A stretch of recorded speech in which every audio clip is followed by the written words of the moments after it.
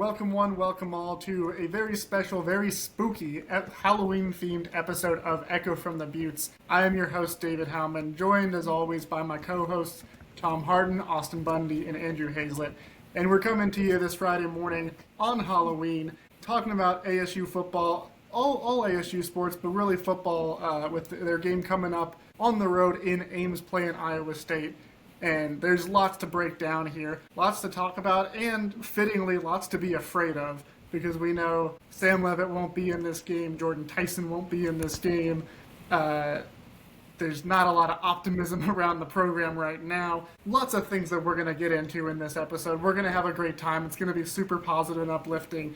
Before we get into the serious stuff, though, in the spirit of Halloween, I want to go around the horn with everybody and know what is your favorite Halloween treat, whatever it may be. That can be a food, it can be a dessert, a snack, candy, whatever it is. I'm just going to throw this out to you guys. Whoever wants to start us off, let's get some opinions in here. I'll take the first crack at it. The Tootsie Roll Child's Play snack mix is forever goated. I will die on that hill. I actually have a bag sitting at my desk so that I can snack on it and not have to give it out at the door. That's very specific. Like, you had that one in the chamber, locked and loaded, ready to go. I respect it.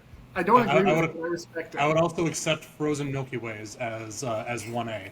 These are very specific, Tom. Hey, I've got lots of time with Halloween candy, so I've learned the go-tos. Do you have a favorite Halloween candy specifically for when Halloween falls on a Tuesday night versus a Monday night? I don't go that advanced. That's about as advanced as I'll go. Okay. We were one step away from Tom giving us the analytics play there. I know. It feels like when you're in the fourth quarter of the time when you eat a Milky Way. It feels like when you're in the fourth quarter of a blowout game and the broadcast puts up the most obscure stats. This is the first game ever where a quarterback threw for 200 yards in the first quarter while eating a sandwich on Thursday. But what kind of sandwich? We're really getting into the weeds here. I've got a little bit of a more basic favorite. I mean, it's a little more generic, but a Reese's Cup is usually my go-to. But we're going obscure. My all-time favorite, just candy of any time of the year, because you rarely see it. I'm sad, you rarely see it on Halloween. Is Swedish Fish. Normally, when you go and do trick or treat, I was out shopping for Halloween candy just last weekend. And at Walmart, seeing the bags of stuff that you can get, which, I mean, crazy nowadays how they've gotten smaller and more expensive. But any of these rare bags I would see that do have Swedish Fish in them, they're literally just an individual fish in its own wrapping that you're giving kids. And I'm just that's disappointing. At least give them the bag with 7 to 8 mini fishes in there. It doesn't make any sense anymore. But Swedish Fish is my go-to any time of the year. But a Reese's you like to see on Halloween as well. Now I have to clarify on the Reese's because I agree. Reese's, as Tom put it, Reese's actually is goated. It's great 100% of the time, any time of the year. But are you going just a Reese's Cup or are you going a Reese's Pumpkin? Because it tastes different based on the shape. Very different. I'm sticking with the Cup. I've had the Pumpkins before, and I can tell you right now, I don't believe they're made in the same facility. You can't convince me. They may have the same wrapper, but I don't believe they're made in the same place. Yeah, for me, interestingly enough, ASU football put out a video asking players what their favorite Halloween candy was of 3 options. Reese's Peanut Butter Cups, which was Austin's answer, not mine, but Sour Patch Kids, and then Almond Joy. No one picked Almond Joy. That's not an option. I don't know why they of the top 3 Halloween candies. I don't think that's one based off on the popular choice. But for me, I do like coconut. And I'm going to be very similar to Almond Joy. I like Mounds as my favorite. That's Mounds? Yeah, that's your Mounds. go-to? That's what I like. So what's the difference? Because Almond Joy has coconut, right? Yeah, it has an almond. So what's the difference between Almond Joy and Mound? The Mounds don't have the almond. Okay, so you like Mounds because it's just pure unadulterated coconut. Yeah. See, if I Psycho. was forced to choose between the two, I'd choose the Almond Joy because at least there's a little bit of a crunch with the almond. Yeah. I just don't think those flavors go together as much as not. That's my opinion. I know I'm like one of 2 people in the world with that opinion. But Yeah, the other one's my mom. She's an Almond Joy person. And Mounds. yeah. right. I'd always say, hey, you want to trade for like Almond Joy? I'll give you 1 Butterfinger for 2 Almond Joys at Halloween. I think you made out with the better end of that deal. Yeah, whoever gets the Butterfinger is definitely winning that trade. Yeah. It's like the people who like the yellow starburst too. It's like you need that person in your group because someone's got to Somebody's gotta take eat the it. mound. Someone's got to take the yellow starburst. It's not going to be me. I also do like the yellow starburst. I don't know Oh if that's my my. God, of course I he think. does. I think either yellow or red's my favorite, but it's been too long. I know The orange two is my worst least ones? favorite. Yeah. Well, I guess this isn't a candy podcast, but at this point it might be. Next week, Andrew, next that's week good though. Like that's that. Again, like I said, you need that kind of person in every group. Like that is, you're like the glue guy of any championship team. You're our Andre Iguodala, if you will. Who do I want taking that shot? Andre Iguodala. Exactly. next week it'll be like we'll be discussing. I've gotten with my friends that I have the weirdest uniform takes, so maybe that might be next week. Yeah, that'll be next week. So tune in next week. Yeah, okay. Well, you guys, you all like had some sort of unique answer in one way or another, and now I feel like the onus is on me to deliver too. But I'm very basic. I Reese's all day, every day. I do like Snickers. I'll go with Snickers anytime. But for me, I mean, it's like, what candy am I liking? It's not just for Halloween. There's nothing specific to Halloween. My unorthodox answer will be not even a candy at all, but pumpkin pie. And I love pumpkin pie anytime in the fall. For me, pumpkin pie, you start eating that in the beginning of October. You have it on Halloween. Then you go all the way through Thanksgiving, all the way down to Christmas. So that was the first thing I thought of, and then you guys all stuck strictly candy, and I was like, all right, we went in different directions. See, here you're least implying that nobody people said- actually stop eating pumpkin pie throughout the year. Well, they don't sell it all throughout the year. That's my problem. You gotta Well, make you You it. gotta Okay. make it. I make my own pumpkin pie. I'm really happy for you. I know myself, and I don't want to eat anything that I've baked. At least none of us here said candy corn. Yeah, I want to get everyone's opinion on candy corn, and then we'll talk about actual. Tom's raising his thumb. Big yes on candy corn. Big yes on candy corn for Tom. Andrew? Mild yes for me. It's not my favorite. It's good. I'll have it if someone were to give me candy corn. I'm like, yeah, I'll take it, but it's not my first or fifth or 10th pick in the candy draft. This hypothetical candy draft that I'm Yeah. thinking of. It's like a priority free agent, undrafted Yeah. free agent. Yeah. That's fair. It's never my it's never my first choice. It's always that for me, candy corn is the candy that like I have one, and then I'm good. If I have any more, it ruins it. Yeah, candy corn is not on my draft board. It's there's too many red flags for me. If people give me candy corn, I'm not going to eat it. I'll give you my address and you can mail me some candy corn if you have a line around. Yeah, I'll send you all my candy corn, and you know what? It will not change one bit in its genetic makeup from when I send it to when it gets there, and that's the problem that I have with it. I think if you were to do the same with me with the mounds, they'd all melt. So Which is a point in your favor for being pro mounds versus candy corn. But like Andrew said, we are not a candy podcast. I'm sure we could sit here and talk much more about candy, and maybe we'll bring it up again in the future. I'm bringing up pumpkin pie when we get closer to Thanksgiving as well. Lots of opinions there. We'll get to it. But we do also want to talk about ASU football. Of course, things aren't feeling great right now. Another loss and kind of feels like they're out of the Big 12 picture at this point. And now, not only do we know, like I said at the top of the show, Sam Levitt's going to be out this week, Jordan Tyson's going to be out this week, Kenny Dillingham has left the door open that both of them may miss more time down the road. He doesn't know when they're going to be back, which means that Jeff Sims will get another start. And it's on the road, it's in Ames, playing Iowa State, which of course these two teams met in the Big 12 title game a little under a year ago. Went very well for the Sun Devils. And this year, stakes are a little lower for both teams. Neither of them are firmly in the hunt for the Big 12 title game at this point, and it feels very different, especially for ASU.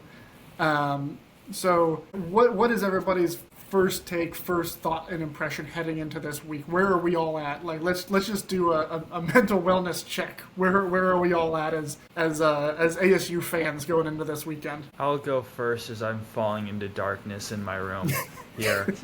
So I'm going to be in the witness protection program here in a few moments. You need like a voice changer or something. But regardless, this point last year, ASU was conference record was also had 2 losses, but at that point for me, I had hope. I had optimism.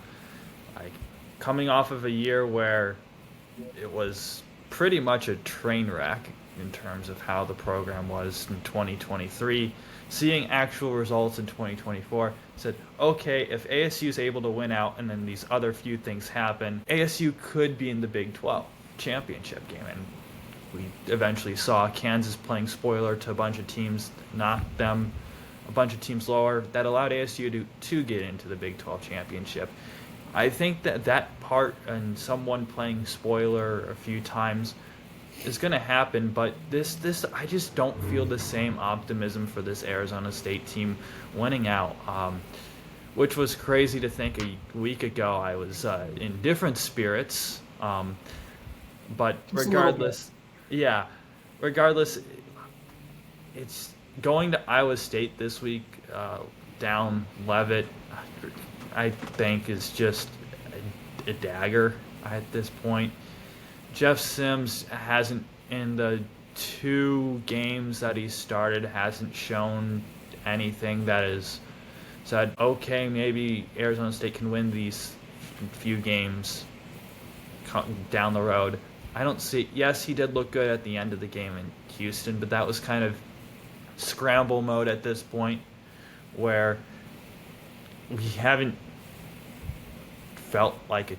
We haven't seen Jeff Sims really perform at a level, and then possibly being down Tyson, it's a long hill to go. The good news is, from last year's team, Rocco Beck's top 2 targets are in the NFL, but the back does run a little bit, and Iowa State likes to use their tight ends a bit, which is something ASU hasn't done well on defense, is covering tight ends. The good news is for ASU is Iowa's top 2 corners are out, and I think they're down another one as well.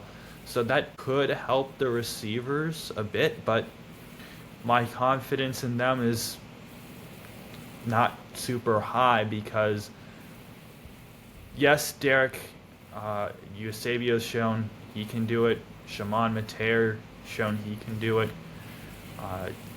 You've seen Jaron Hamilton be able to be good, and at one point Malik McLean, same thing.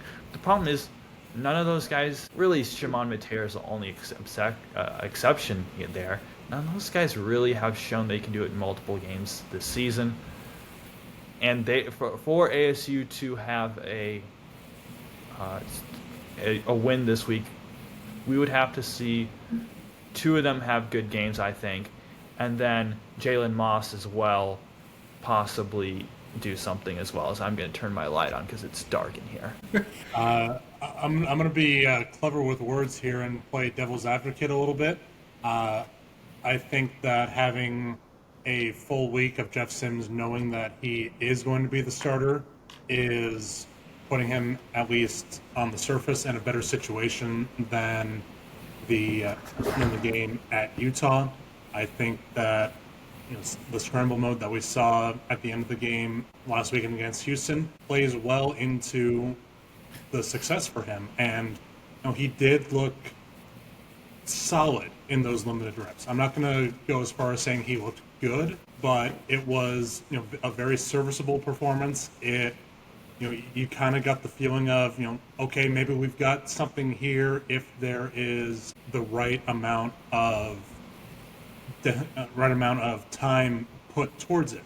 That being said, it is an uphill battle to climb, being down both Levitt and Tyson, but I'm gonna lean into my optimist roots and think that I'm gonna say that we're gonna still find that next player who steps up and is able to carry the load in their absence and at least make this a competitive game. I think that two teams in downward trajectories has the potential to be an ugly win for whoever does come out on top. And I'm gonna stay true to my roots. I think that somehow, some way, Arizona State will find the way to just be that slight edge less bad. That was optimistic. Be slightly less bad. I'm going to lean into my chronically online personality here and say I'm feeling not great, Bob. I mean, Ames is a very difficult place to play, period, even if you did have Levitt, even if you did have Tyson. The fact that you're not going to have either one of them going into this game, to me, I feel like this is a game where ASU fans are going to turn on the TV and just be like, what are you going to do? Like, they're on my team's playing today. It's about as good as it's going to get. We'll see what happens. Who knows? Because Iowa State has also been extremely inconsistent this year.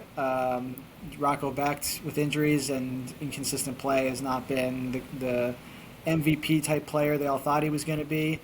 I'm not sure if they're on the same level as a Kansas State, who was favored to win the conference this year and completely blew it. But Iowa State is very good at home. I mean, look at their rivals in Iowa, who are doing a pretty decent job at beating Big Ten opponents. I mean, they're not going to the Big Ten championship game. They're not going to the college football playoff. But if you had to look at anybody in the Big Ten right now that is not a CFP contender, like the best team out of the rest of that group is Iowa right now.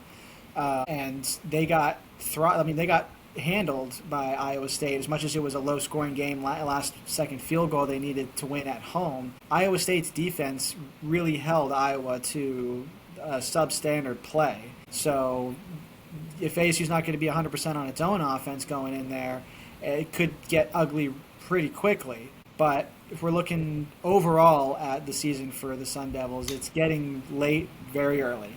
And I think we are just about one bad game away from calling it wraps and looking forward to playing someone like, I don't know, Minnesota at the Holiday Bowl or something. Minnesota catching strays, I love it. Pop-Tart Bowl or bus. Yep.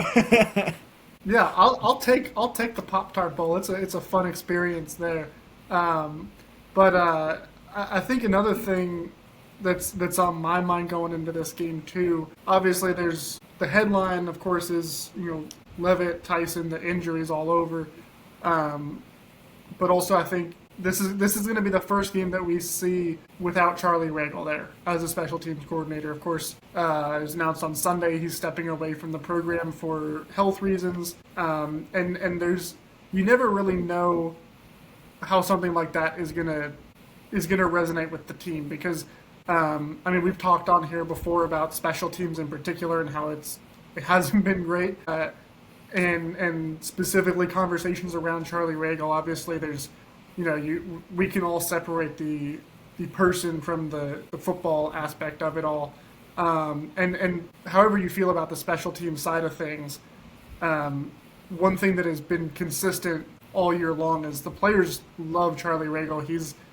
Nobody has a single bad word to say about Charlie Ragle, the man. And when somebody like that has to leave the program, sometimes it can have that motivating factor of like, hey, let's go win this one for him. Other times it can have the reverse impact of like man, our special teams was so bad that it led to him essentially leaving, which isn't exactly the way that he put it, but essentially it exacerbated some health issues that led to him stepping away. And that can be a deflating effect as well. And we'll also see now Jack Nudo, who's been the assistant special teams coordinator, has kind of pitched in around a few different areas as well. This is going to be his first game actually coordinating special teams, with obviously a emphasis on improving play on that side of the thing too.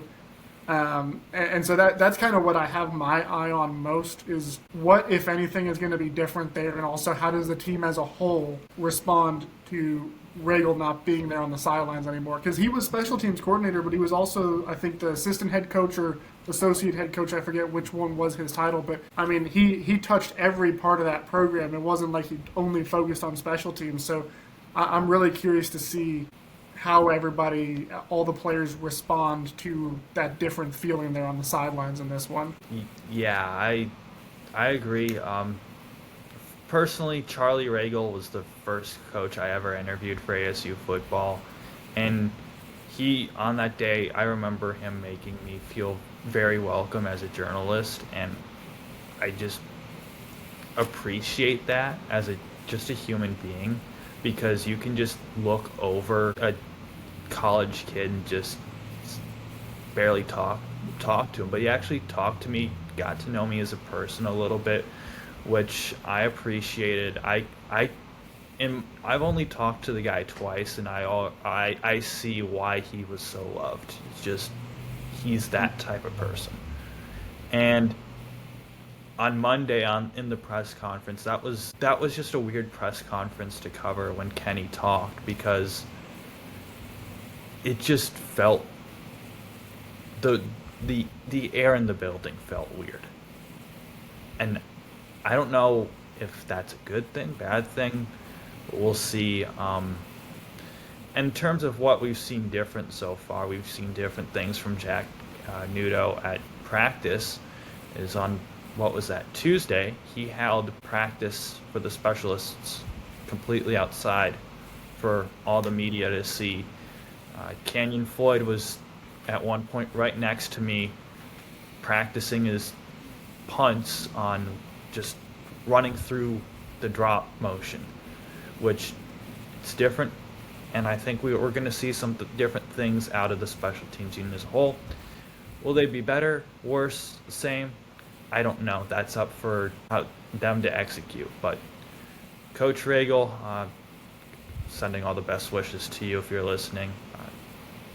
That's all I have to say there. Yeah, this definitely has the chance to galvanize the team, with Regal really being Coach Dillingham's mentor over the years. It hits especially close to home for him.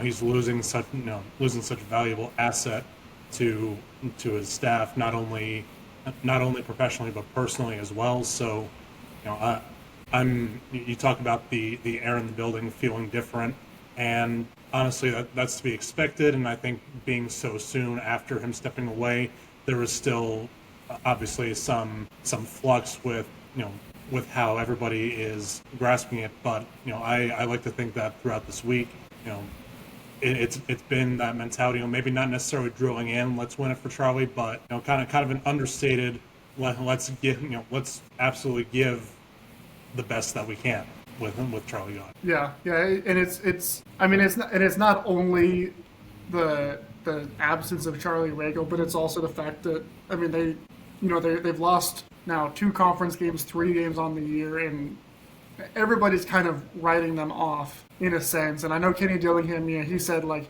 hey, we've got as many conference losses as we did last year. Like, last year was great.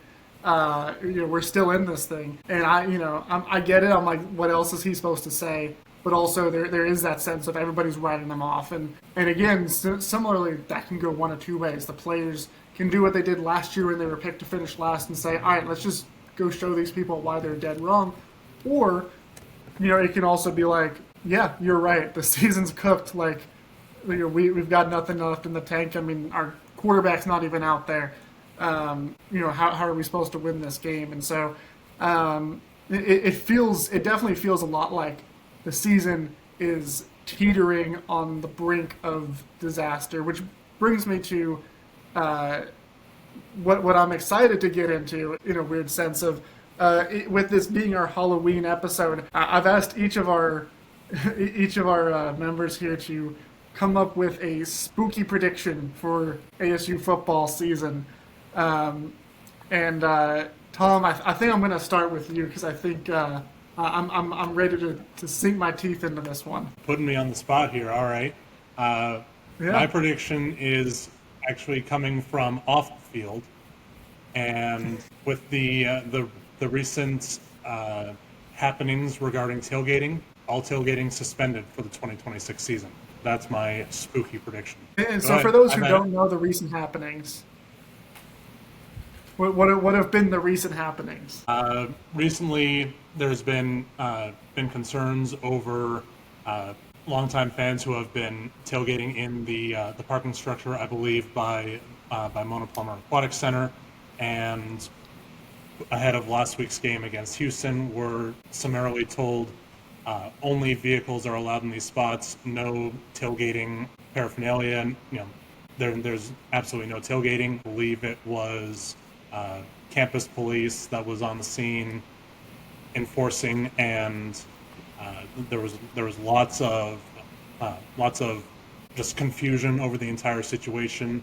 I know that AD Graham Rossini has been actively commenting, and will have further updates regarding tailgating in that structure, I believe, ahead of West Virginia. But there's the top level overview of what's been going on. Yeah. So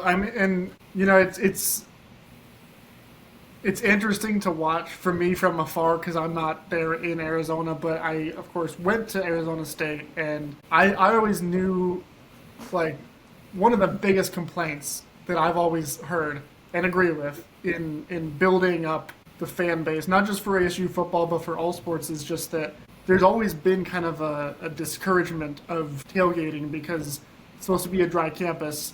Technically it is a dry campus, wink wink. And tailgating, of course, while it is not inherently alcoholic, there's gonna be alcohol there. And so I have always had that thing in my mind of like, hey, that's half the reason why people don't show up and get excited for games, is because we don't get to tailgate the way that they do in the SEC or they do in the Big Ten, where they're out there at 6:30 in the morning and they're just hanging out there until kickoff.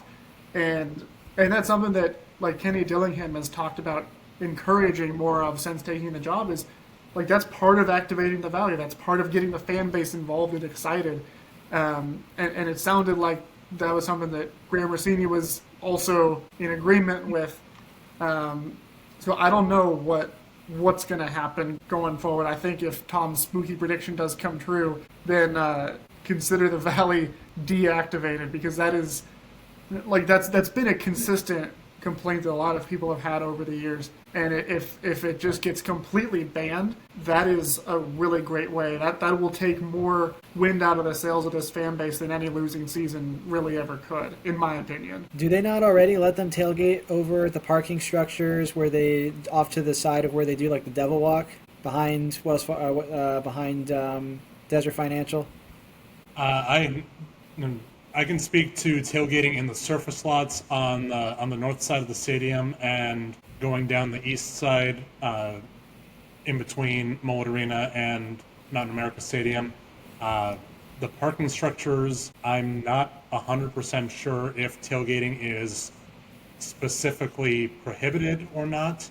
I can just speak to seeing tailgating going on in those surface lots. I feel like this is, you don't want to see it happen, but we've seen President Crow, we've seen the university be a buzzkill before, so hopefully they make the right decision here and embrace the fans, as opposed to going the opposite just to save face or just to double down on whatever policy they've got in place. I mean, ASU has a reputation already, but I feel like at this point you lean into it rather than being the butt of the joke, and it just will work out better for you in the long run. And it's interesting with this coming on the heels of some of the ongoing improvements to overall athletic facilities.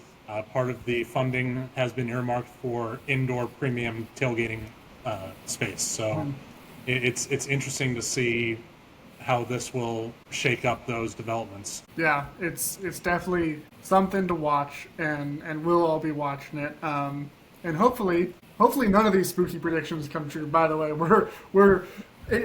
we are manifesting the worst in order to make sure that it doesn't happen, because as we all know, at least 3 of us aren't that great at predicting ASU stuff recently, which certainly is not me taking a victory lap for predicting an ASU loss last week, because I would never take joy in that. But You're not gloating. I'm not gloating, but I'm not gloating. I'm just pointing out one of us was right.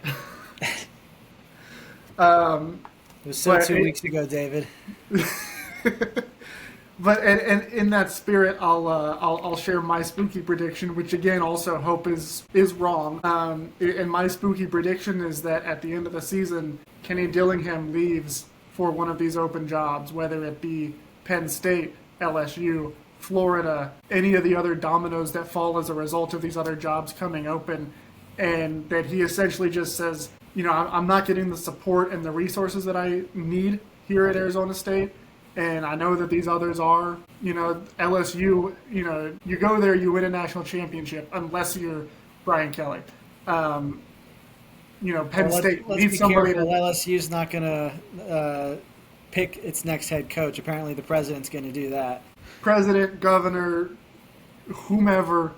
But Kenny's coached in that region. He was at Florida State. He was at Auburn.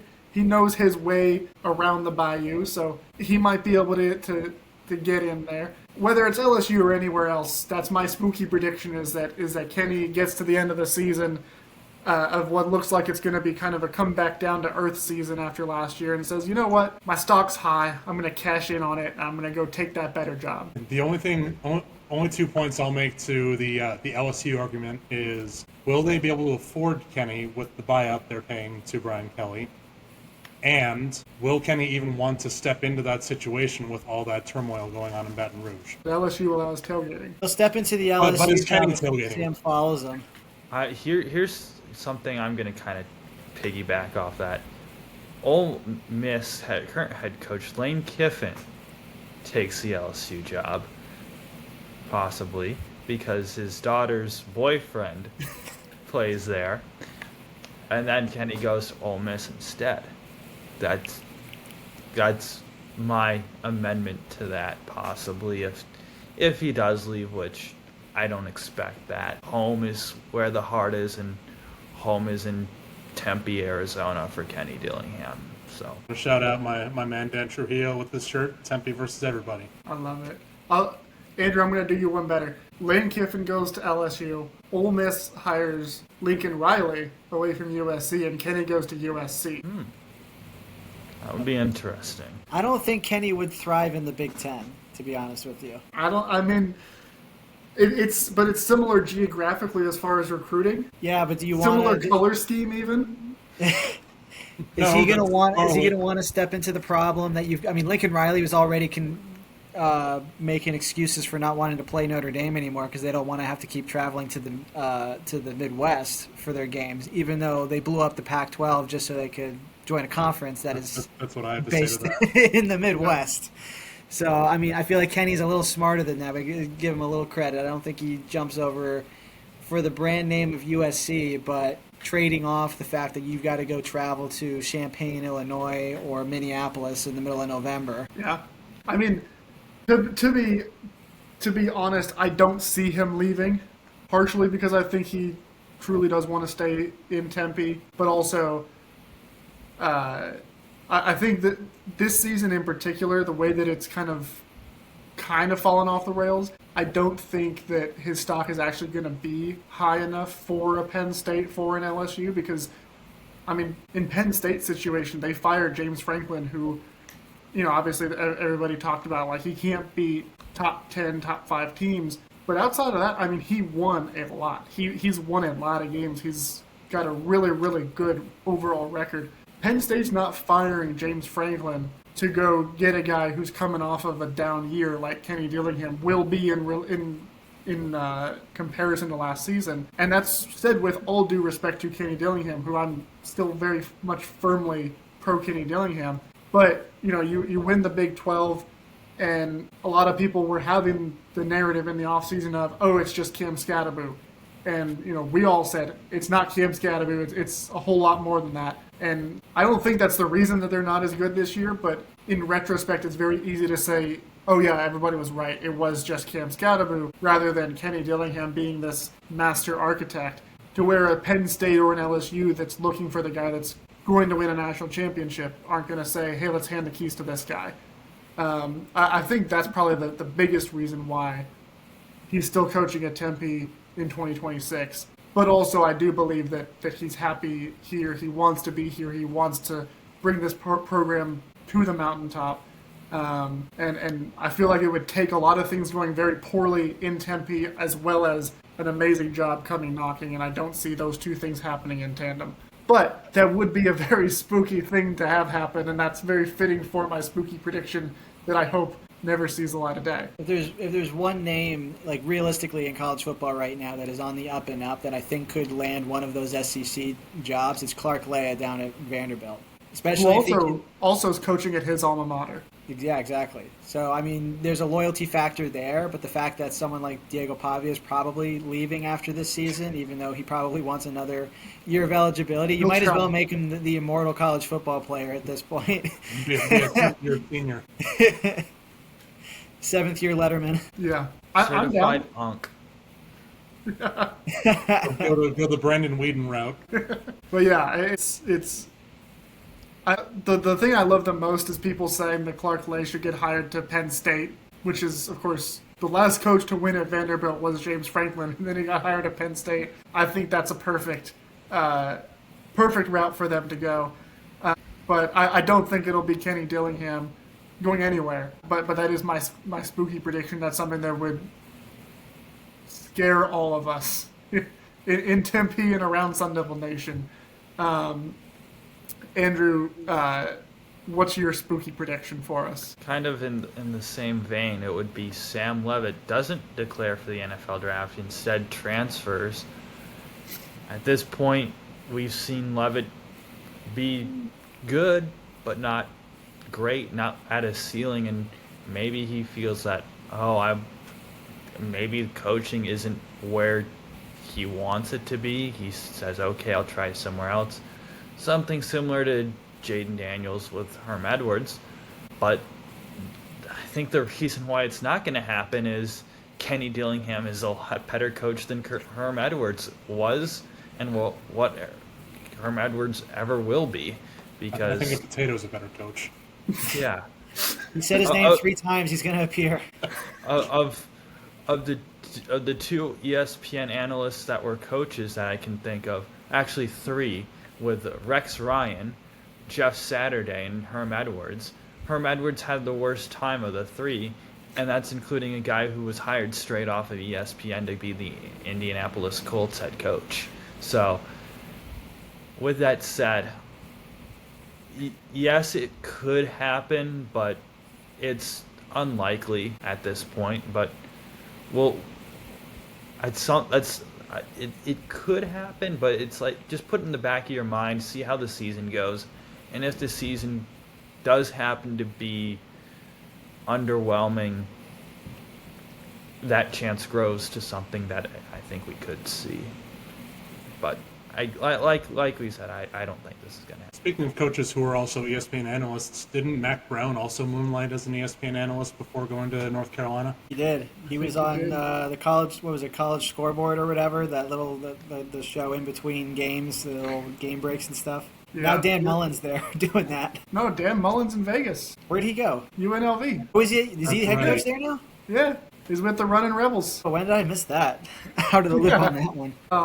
Another former ESPN analyst who got into coaching with the former Arizona State head coach. I don't want to say his name a third time. He shall not be named. Make him appear. But Antonio Pierce was where the connection came with that other coach. Was they had been at ESPN together, and he did great. Cratered the Arizona State program and cratered the Las Vegas Raiders program, and I guess he didn't he didn't destroy They the did a Raiders. good enough job of that on their own. Yeah, Josh McDaniels destroyed the Raiders, but Antonio Pierce certainly didn't help. So don't hire from ESPN is, I think, the message there. But I do think, honestly, I think Andrew might be onto something with his spooky prediction, because I think that's the most realistic of the three that we've heard already. And I hate to say that. But, Andrew, like you were saying, he didn't have the year that he thought he was going to have this year. Whether it was injuries, whether it was maybe expectations getting a little out of hand, whatever it was. But also the fact that, Jordan Tyson probably will not be back next year. He could come back for another year of eligibility. But also Kenny Dillingham has said like 50 times already in press conferences this year, he's probably the top receiver in the draft this year. I think that's a pretty good indication. Jordan Tyson knows, even though ASU's not been amazing this year, Jordan Tyson has. And he knows he's going to be a first-round pick. He knows he could very well be a top 10 pick. And so not only is there the coaching aspect of it, and we don't really know what Sam Levitt's relationship is like with Marcus Arroyo, who's come under a lot of fire this year. But he's also going to be losing his top weapon, really the only guy that he likes to throw to. And Shimon Mateer, too. And Shimon Mateer, who he occasionally throws to, not nearly enough for the four of us here. But there's gonna be changes in terms of the personnel that he's working with next year. There may also potentially be some coaching staff changes. I know they retained all 10 assistants from last year. That's very rare. And so I see the argument of why he would leave. Obviously, he also has a good relationship with Kenny Dillingham. He might say, hey, I want to come back. I want to be the leader and, help recruit other people. But he also may be looking at Jane Daniels and saying, worked for him. And he got to the SEC. He got a bag there. He did very well there, and he's doing well on Sundays. I want that for me. I don't see that happening in Tempe. Yeah. ASU has 4-star QB commit Jake Fett coming in next year as well. But there's just a lot of factors. If you look at injuries, it's not just Levitt. I saw a tweet. I don't know who, actually it was Kenny talking on his press conference post-practice Wednesday, I believe. He said that there were, of the 6 people that ASU brought to media days, 4 of which are injured right now. Levitt, Tyson, Ben Coleman, Xavier Alford. That's arguably your 4 most important pieces on your team. You can also, Kyson Brown's been injured a lot of the year too, so that's another guy. The only 2 guys that have been healthy are CJ Fight, and not quite sure who the other guy they brought to media days was off the top of my head. I think it was Clayton Smith. I think that's right. So your 2 defensive linemen are the 2 healthy at this point, and on kind of an honorable mention, spooky prediction is that if at this point with the season's going, we might see those 2 injured because the way everything's gone. So the media day curse. Yeah. That. I mean, I hate that. Thank you. Thanks. I hate it. So lots of spooky stuff being put out there. Again, we're putting it into the universe so that it doesn't happen. And I remind everyone of that because our last spooky prediction is probably the worst thing ever. So Austen, go ahead, take us home. Yep, I'm going to continue my reputation of being the Debbie Downer of the group week in and week out. My spooky prediction, Arizona State does not retain the Territorial Cup. Boo. Get off the stage. I am nourished by your hatred here.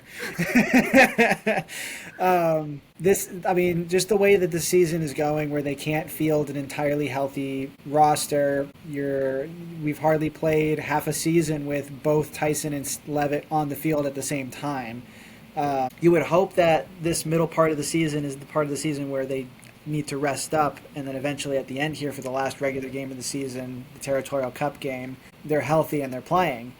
But it may be too little too late if any of that chemistry is lost in that missed time, if other people get injured later on the season that are not going to allow the offense or allow any part of the team to act cohesively when it matters most. It just feels like ASU is in one of those funks where one thing may get fixed, but then another part of the car just starts to break, and you're constantly in and out of the shop trying to get it fixed. I feel like the Territorial Cup game, as much as you get, like, this teams will get up and play for it. It's not a lot. There's a lot of guys that may actually play through injuries for it, but we've all seen down years for U of A that have turned into Territorial Cup wins for them in the past. So if there's ever going to be a year where they take advantage of an ASU that is on paper much better than them, it would be this year, just because of the bad luck, the just bad chances type of year that ASU has had. Like, it would just be the poetic nail in the coffin for the season if ASU were to fall flat on its face the last regular season game here and lose the Territorial Cup to a U of A team that they really should beat to as close a margin as they did last year. Yeah, the stunned silence is revealing. Andrew's shaking his head and rolling his eyes. I'm gonna lean into Austin's prediction just a little bit. This season does have the potential to fully fall into 2016 vibes when Arizona State went down to Tucson and just got obliterated on the ground. That was it. I thought you were about to be like, but no, yeah, you just invoked the single most painful experience I've ever lived through in my life, being at that game, driving down to Tucson. And you were just like, yeah, no, it could happen again. we're due for it. Thank you. The game was a painful experience, not going to Tucson. A little bit of both, All of the above. I think driving into Tucson was the more painful part, and then the game just compounded on top of it. Yeah, and usually my favorite part of being in Tucson is when I'm leaving Tucson, but even then it was leaving with the pain of they didn't even attempt a pass in the fourth quarter. Yeah, so yeah, thank you for bringing that up. Andrew, I think, has zero belief that this will happen. So, Andrew, please, for the love of God, tell us why. Up until last week, the last time ASU lost at home was to U of A. Now, that team is completely different. There's still a completely more positive vibe around the Sun Devil team today than it was, I don't know how many days ago, but somewhere around 350. Not a math major, I'm just guessing here. It's what journalists do with numbers. But this is a different team. ASU has created an environment at home that is electric on its night when they are playing any team close. It has affected teams. Visiting teams have said this in the past. On a Friday night, Black Friday, I'm not believing that will happen. And games where I've been in the press box where Arizona State has played football, they're 2-0. I think they could go 3-0, as I am slated to cover that game as of now. So we got to make sure. We got to make sure that Andrew gets to that game, gets to the press box. That is the one thing that's going to be keeping us alive here. So you're telling me our entire hope Andrew. is riding on Andrew being in the booth? Yeah, I mean, it makes sense. I'm 1-1, so yeah, that's all you. Yeah, so Andrew, we're just going to wrap you in bubble wrap until Black Friday and make sure nothing bad happens. Because that really would be... is free to take him in. Yeah. That would be the worst possible way to end this season. I mean, Kenny leaving for another program, that's a huge blow. But, I mean, you can... There's other coaches out there. Sam Levitt, you find another quarterback in the portal. Those are things that naturally happens over the course of time. Like, there will come a day where Sam Levitt's not the quarterback. There will come a day where Kenny Dillingham's not the coach. Hopefully not for a very long time. But finishing out a season where you came in with such high expectations and you've fallen short of them, which is fine. Truthfully, I mean, the Big 12 hasn't had a repeat champion in however many years. It's been a while. we're finding out why. There's a lot of parity in this conference. But to then end it with losing to your rival, doing it at home where you're not supposed to lose at all, that would, even if Sam Levitt comes back, even if Kenny Dillingham comes back, there are going to be like zero vibes heading into 2026, zero positive vibes, at least, if that happens. So, Andrew, let's get you to that press box, please. And since we've manifested a bunch of horrible things with football, to pivot away from it, for those who aren't watching on YouTube, Tom is dressed for the warm weather, even though he's not anywhere near warm weather. Austin and I we know what cold actually is. So Tom, you said that it's for the spirit of ASU hockey. So tell us about ASU hockey, where we're at, where we're headed this weekend. Absolutely. The Sun Devils are coming off of a bye week, and it couldn't have come at a better time. 2-4 on the season, bookended sweeps to start the season against Penn State, and then on the road at Augustana. In between there was the icebreaker tournament win. But this weekend, the Sun Devils are heading on the road to the cooler climes of Oxford, Ohio, taking on the Miami Redhawks, who have been the biggest surprise in college hockey to start the season. Last season, Miami set a program record for their worst performance in the regular season with only 3 wins. They have doubled their win total so far this season, starting out a perfect 6-0-0.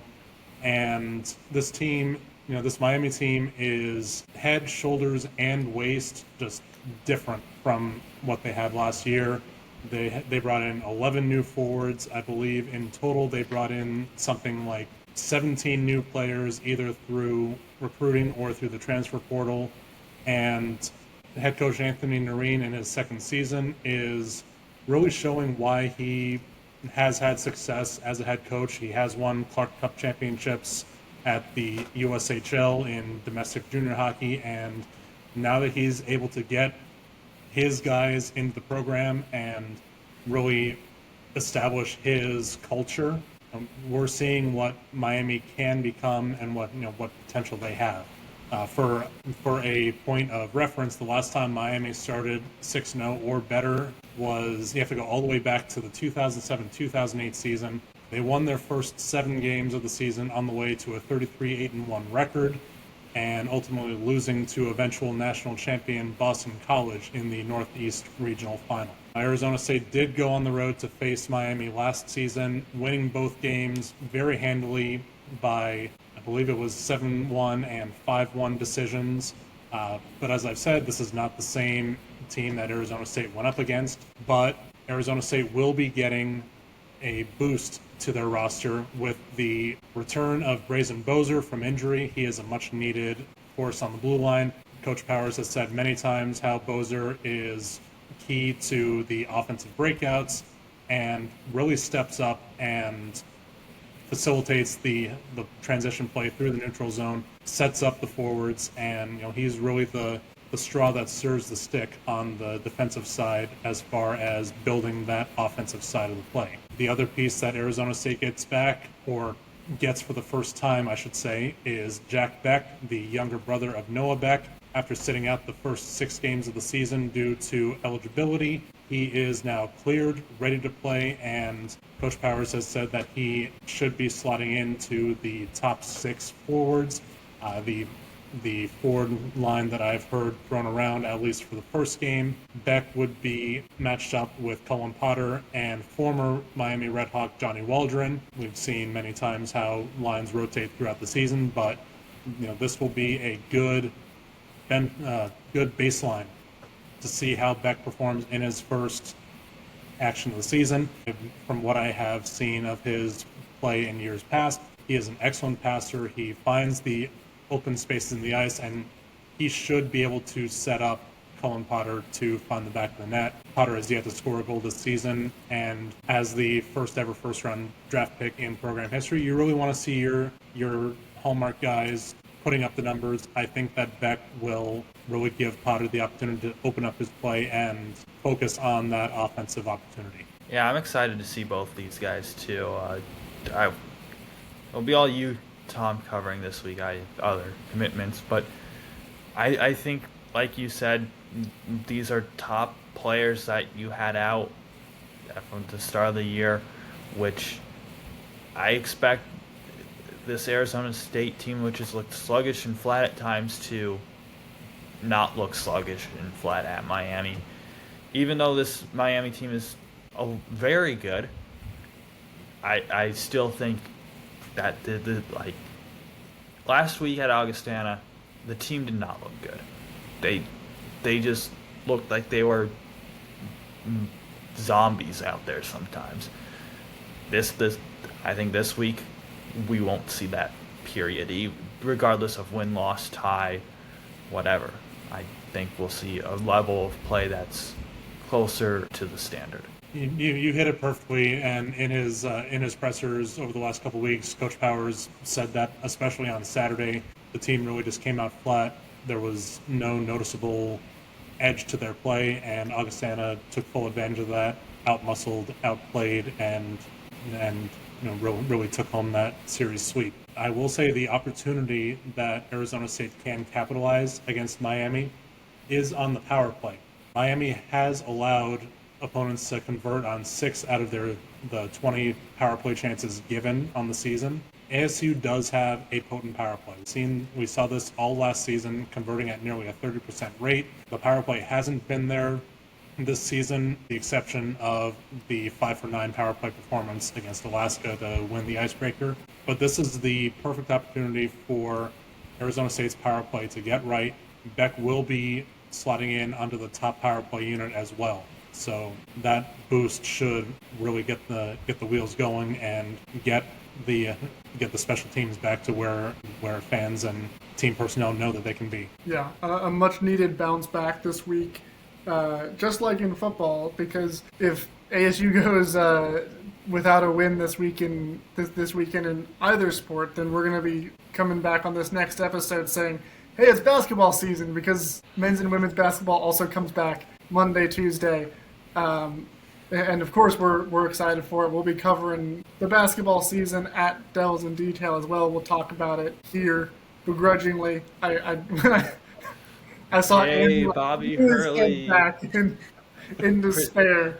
Hey, they were picked last in the Big 12 media poll. Men's was. Mm-hmm. There was another team last picked in some preseason media poll that went on to win something, I heard. So maybe we might see the same fate, but I don't know who you could be talking about. But do we have our independent fact checkers who can verify this? No, they're all off. They're not working right now. But it sounds right. It feels right. So I buy it.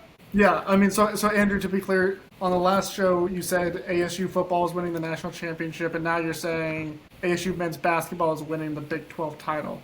I did not. Just to make sure we're all on the same page. Austin and Tony, you heard it, right? We have the recording.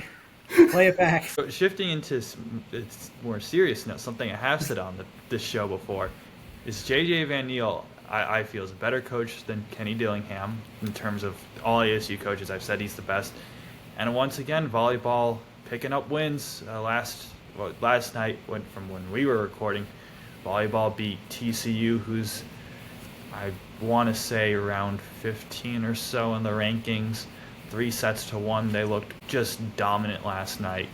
And then on the day of this drops, they are also going to be at Iowa State, who just upset somebody. I think it was Baylor, but some other team. So we'll see. ASU volleyball has not lost in Big 12 play this season. I believe it's 12 straight wins. Is that correct? I think that's the number. It's some streak. It's a lot. I'm pulling that up right now. Well, now that Andrew said it, is it good? Yeah. Something's got to break here. Either the streak's gonna snap, or Andrew's gonna be wrong. Yeah. While Andrew's looking up the winning streak, any Sun Devil fans who are going to Ames for football and you happen to be there a day early, definitely check out our volleyball team. Yeah, it is 12 wins so far on this streak. Lucky 13. Lucky 13. Volleyball gets a win in Ames. 31st. Football gets a win in Ames. Men's basketball wins the Big 12. You heard it here first, folks. Not from me, only from Andrew. And but yes, we will have basketball to talk about soon. And in addition to football, in addition to hockey, in addition to volleyball, it's a great time of the year when ASU is playing in all their different sports. And we're always happy to be discussing ASU athletics here at Echo from the Buttes, talking about it here, writing about it at Devils in Detail. So for Tom, for Austen, for Andrew, David Howman signing off for Echo from the Buttes. And as always, give 'em hell, Devils.